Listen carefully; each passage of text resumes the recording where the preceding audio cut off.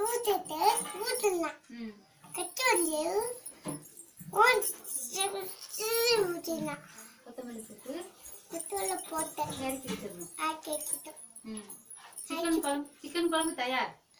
அரிசி போட்டு அரிசி போட்டுட்டு ஊற்றணும். அரிசி இது போட்டோம். அரிசி போட்டுட்டு தப்பு எடுத்தோம். வேற என்ன போடணும்? வேற என்ன போடணும்? புளி போடணும். புளி போடணுமா? சரி, அப்புறம்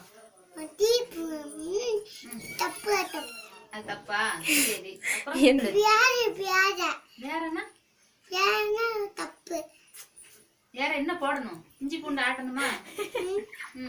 இஞ்சி பூண்டா ஆட்டணும்ல. இஞ்சி பூண்டானா இஞ்சி பூண்டானா இஞ்சி பூண்டு இத ஃபர்ஸ்ட் இருந்து சொல்லு. முதல்ல இருந்து சொல்லு.